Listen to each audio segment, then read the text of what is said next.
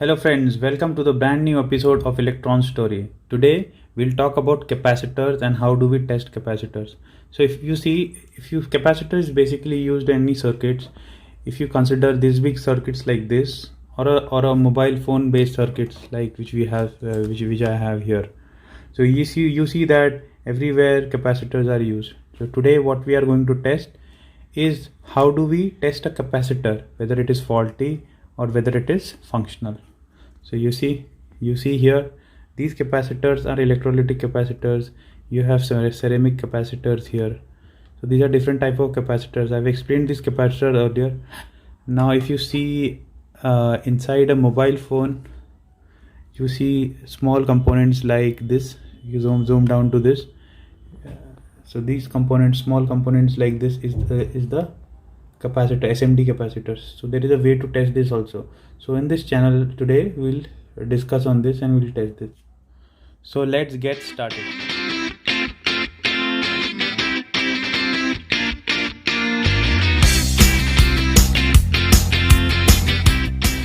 So capacitors are of two types, polarized and non-polarized.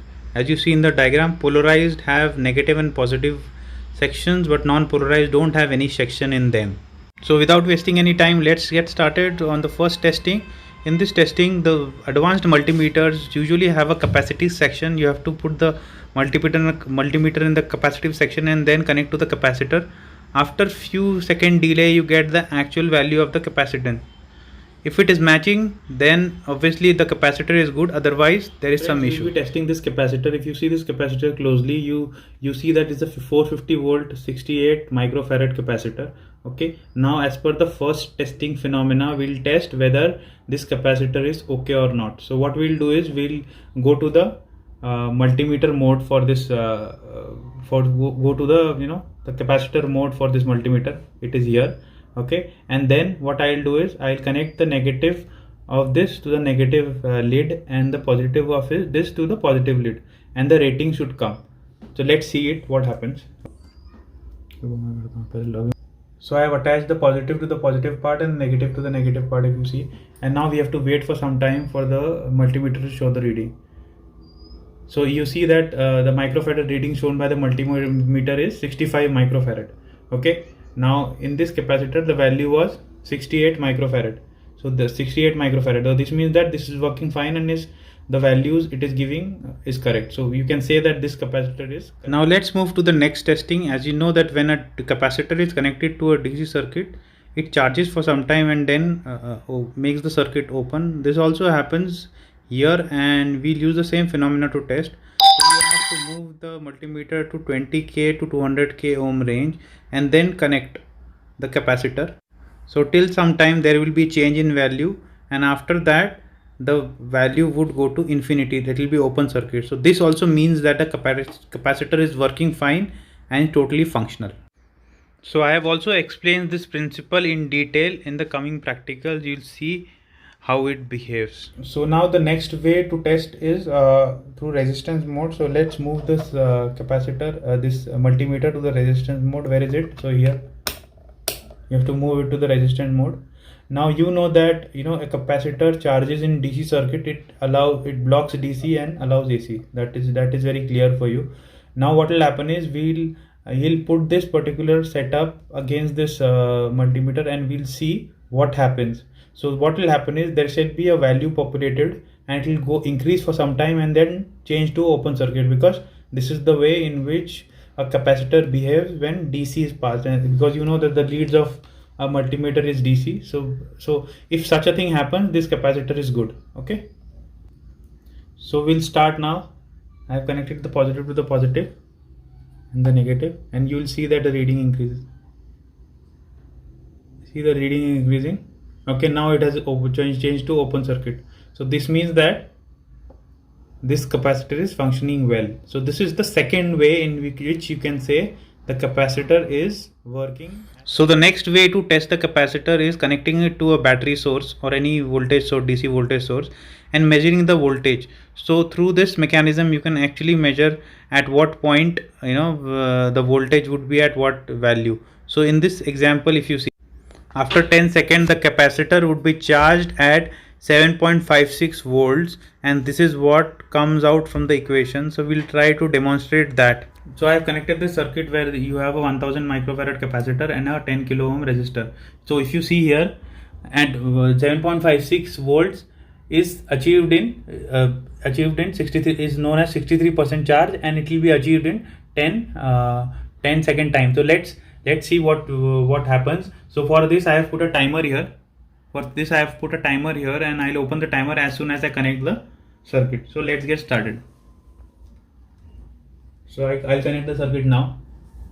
And open the timer. See, the voltage is increasing for this capacitor. The voltage, because this voltage which is of this source is 12.36, the voltage of the charging capacity is increasing. See, so I have stopped it, and we saw that in 9 seconds it was close to 13. In 13 seconds it was close to 9 volts. So this means that our calculation was correct, wherein 7.56 volts were achieved in 10 seconds. So our calculation was correct.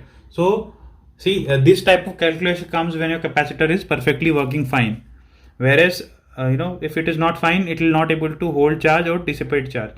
So this is what the functioning of the charging of a capacitor, and this happens through the RC charging, which I have also explained in my previous video. So going further, we can experience the same thing for discharging also. So here also we have shown you that once you connect to a voltage, that much voltage is seen in the capacitor and holds charge. Also now you can also check the way in which the capacitor discharges. So see, the maximum voltage the capacitor is achieving is 12.32 volts, and as the circuit is connected. Okay, now the way it should discharge is I should remove the voltage, and then the capacitor starts discharging. Okay, so here I remove the voltage source. So here it goes out. So capacitor has the voltage has been removed for the capacitor. See, is holding charge. It's 12.30 volt. It is holding. So now what do you understand by this? You understand that the capacitor is holding charge for some time, and there is no resistor connected against this capacitor, and it is holding charge. So this is an ideal thing, and this capacitor seems to be working fine. Now let me connect this 1 kilo ohm resistor across it, so that it can drop across this 1 kilo ohm resistor. So see this connection, 1 kilo ohm resistor across this capacitor, and see the voltage. See, in the multimeter you see that the voltage drop is happening. See, the voltage from 12.35 has gone down to 4.3. So this is the discharging, and it is happening fine. So this is also the way in which the capacitor discharges, and this also identifies. Moving forward, there is one other way where you connect the capacitor across the voltage, and after some time it gets charged, and you can then join the two ends of the capacitor, and there you get a spark coming out. This means that the capacitor is able to store charge. And there is one more test which you can do, and you can see the voltage held by the capacitor now again is 12.35 volt. So what I'll do is I'll remove this capacitor from the circuit. I have removed this capacitor. Now what is the status of this capacitor? The capacitor is fully charged. Now focus on this two leads. To focus on these two leads, you will see a spark coming out. This means that this capacitor is holding charge, and it is getting discharged. We want to, so this also says that this capacitor is able to hold charge. So these are the ways you can check whether capacitor. So lastly, we'll talk about SMD capacitors. These are there in motherboards. So capacitor basically used as a coupling capacitor and a filtering capacitor. In the coupling capacitor, it blocks the DC to at the output and input points, and in filtering capacitor, you see that the capacitor filter out noise and AC type of signals and passes only pure DC. I have also explained this in my previous lecture. You can go and look at it. Working fine. So now I'll speak about the SMD components and capacitors. Okay, so this is a circuit board where whenever a capacitor is connected, you very well know that there are only two ways in which this capacitor can be connected. A capacitor can be connected as a coupling capacitor to delimit any DC to actually block the DC current, and capacitor can also be connected as a filtering capacitor, which I have explained in theory. Now let's see a practical on this capacitor. So I have taken this black lead. This black lead is ground, so I put it here. Okay, now you go up, and if you see these capacitors are connected. Let us see what happens in this capacitor. So if you see this capacitor, it should beep if it's connected here. So see, this is ground, so this is ground, whereas this is not ground. So what this means is this capacitor is a filtering capacitor, which I explained. Okay, let's see other capacitors also. So this was an oscillator, and against an oscillator there is a filtering capacitor attached. So this is a filtering capacitor example. Okay, now we'll see this capacitor.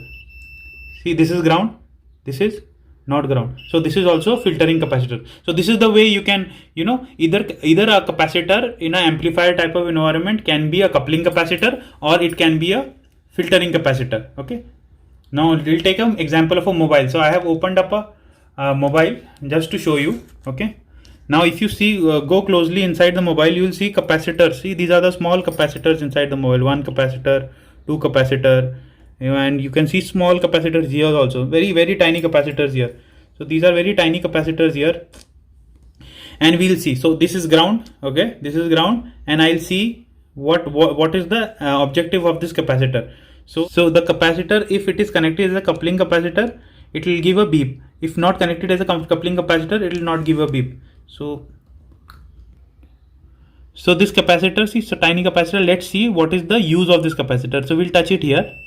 See, it is giving a beep, whereas this section is not giving a beep. So if you go down, this section is giving a beep, this section is not giving a beep. So what happens is this capacitor is a filtering capacitor. It is filtering. So if something goes wrong in this capacitor, you can through a soldering iron remove this capacitor out. So it will not create any problem. So suppose your mobile goes into water, what the technician does is, as this is a filtering capacitor, it doesn't impact, so he'll actually clean it and remove this capacitor, and the circuit would be open, it won't be short. So this is the way you have to see. So the section which is all hard is all ground. So through the reference of a ground, you can actually check everything. So friends, if you liked my video, please like, share and subscribe. I'll be coming again with more videos on electronics. The next topics which we would cover would be resistance, the pull-up resistors, and what are voltage dividers. Thank you for your time and best of luck. Bye bye.